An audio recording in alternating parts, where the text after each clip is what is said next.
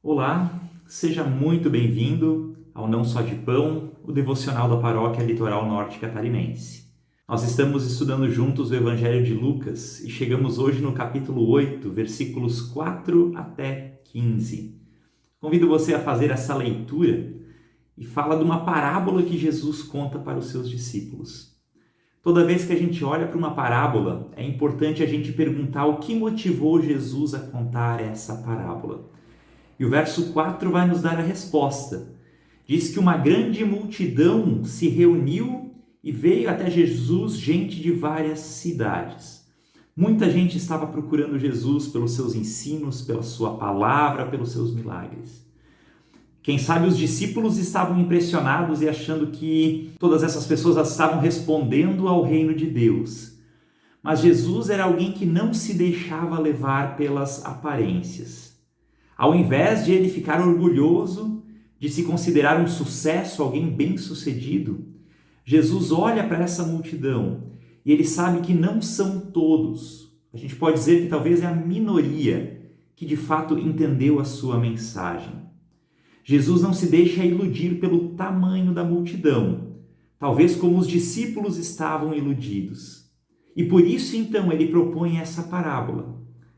Ele propõe para os seus discípulos que a semente da doutrina, a semente do reino de Deus, apesar de ser amplamente espalhada, ela não é produtiva da mesma forma em todo lugar, pois às vezes ela não encontra um solo preparado e fértil para ser acolhido. Jesus usa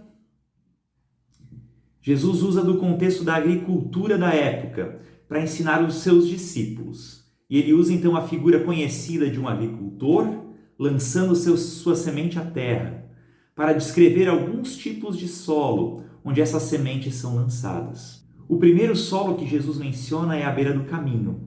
É um solo rígido, duro, igual ao das vias públicas, pavimentado.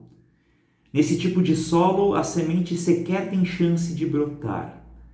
Ela encontra, logo de início, condições desfavoráveis. E não consegue nem germinar, logo é comida pelos pássaros. São aqueles que se recusam sequer a ouvir e a considerar a mensagem de Jesus. São pessoas com coração duro, cheias de si, que se acham autossuficientes, que não precisam se arrepender, não precisam de salvação, ou quem sabe, que estão muito atarefadas para Deus. O segundo solo que Jesus menciona é o solo rochoso, no qual, segundo Jesus, a planta germina rapidamente. Mas a palavra então não penetra fundo no coração, ela não aprofunda raízes, ela fica apenas no superficial, porque não tem muita terra.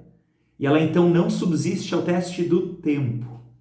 Ao longo do tempo, ela não vai desenvolver raízes e não vai crescer. Nesse segundo exemplo, nós podemos entender que é muito importante essa prontidão de receber a palavra de Deus com alegria.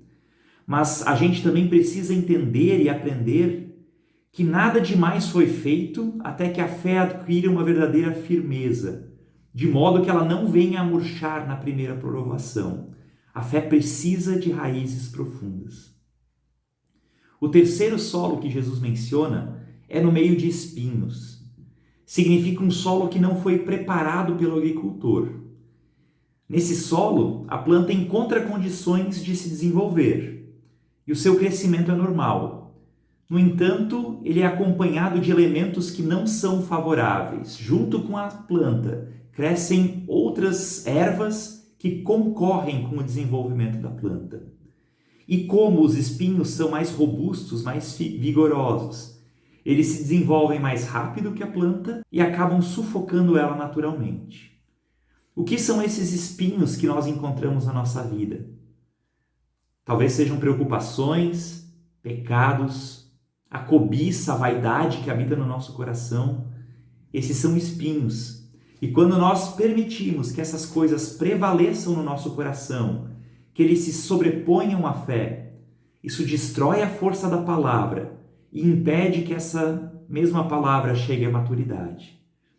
Assim, um coração que é repleto de preocupações, ambições, inclinações pecaminosas, quando a gente não arranca essas ervas daninhas, elas acabam sufocando a planta, a semente da fé. E o último solo então mencionado por Jesus, esse sim é um solo preparado. A semente caiu em boa terra, naqueles em quem a palavra de Deus não apenas lança raízes profundas e sólidas, mas aqueles que superam todo obstáculo que poderiam impedir o seu crescimento, impedir que dê frutos. São aqueles que ouviram, compreenderam e acolheram a mensagem, permitindo que ela amadurecesse na sua vida.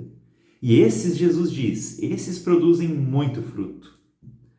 Ao ouvir essa parábola, nossa tentação é de catalogar as pessoas, sair categorizando. Tal pessoa é tal tipo, tal pessoa é tal tipo. Cuidado! Não foi por esse motivo que Jesus contou a parábola, para a gente julgar as pessoas e rotular elas.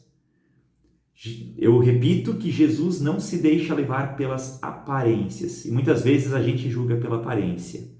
A nossa tarefa é apenas de semear, pois é Deus quem toca o coração e que prepara o coração das pessoas para acolherem a boa notícia do Evangelho. Você tem feito a sua parte, você tem semeado a palavra de Deus, que nós possamos ser bons semeadores e que também a palavra que é semeada em nosso coração possa crescer e dar frutos.